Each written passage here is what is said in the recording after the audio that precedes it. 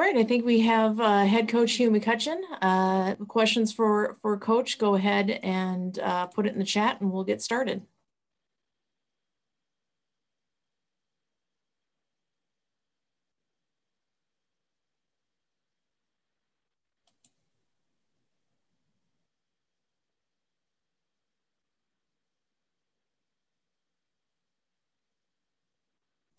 Anyone have questions for Coach? Brandon O'Brien, why don't you get started?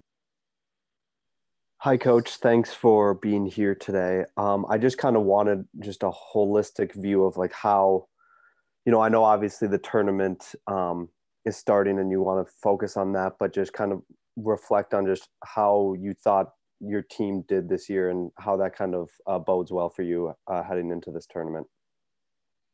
Yeah, I'm extremely proud of the team. Really, the ability week in, week out to step on the court and compete is something that I think we probably took for granted a year and a half ago. But there's just so much effort that's gone into getting everybody ready to go from the athletes themselves, but just our admin, the facilities people, the support staff. It's such a collective effort, and feels pretty special to have come through a really rigorous season, having played quite a robust schedule. I think as tough as anyone, certainly in our conference, and then obviously be rewarded with a high seed, and we're looking forward to the next phase of the season here. Rachel, why don't you go next? Yeah, Hugh, could you talk a little bit about the time period that we have here in between now that you have got your seed and your opponent matchup and the time when you'll actually begin play? We've got a little bit of a lag this year, unlike other years.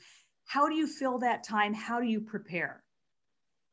It's great. We'll try to add a few layers, get to work on a few things, some lessons learned over the course of our season, and it'll give us a chance to hit our stride, hopefully, by the time we get to Omaha. Do you feel like this is preferable to have a little bit of time in between rather than starting up right away? Yeah, I don't mind it. I'm not sure if I feel anything about it. It just is what it is. But at the end of the day, we'll put these hours to good use. I'm sure of that. Brandon, why don't you go ahead? Yeah, going a little bit off of Rachel's question, the tournament's also obviously in one central location over a span of a few days. So have you begun thinking about how you're going to approach that differently than you would in a normal tournament, or is that something that it really isn't much of a difference? Well, yeah, I mean, there have to be long range plans and all of that stuff, but really you've got to take these things one day at a time, because it's, as you know, it's tournament time and there are no guarantees. So I think it's important. Excuse me, sorry. There we go. I think it's important that we, and I'm sure we will, be prepared for all eventualities. But I think relative to the team, it's very much a day at a time, a match at a time, a play at a time, all that kind of stuff. We'll make sure that we don't get too far ahead of ourselves. Mike Grimm, go ahead. Yeah, Coach, kind of along those lines as well, with that extra time, how much do you focus on fine-tuning yourself, and then how much do you look at the other teams in the bracket just to have an idea, because there'll be some short turnaround there for a couple of days in a row in terms of whom you play? Sure. Well, and I think that's one of the things that's going to be unique, is that as much as you would want to think you can maybe make some significant adaptations to what's going on, some significant adaptations to what's going on with your opponents, I think in this tournament, you really need to take care of yourself. So we'll be absolutely focusing on Minnesota volleyball, like I said, trying to add a few layers in here and trying to get a little bit better at some of the things that we think we need to shore up heading into this tournament.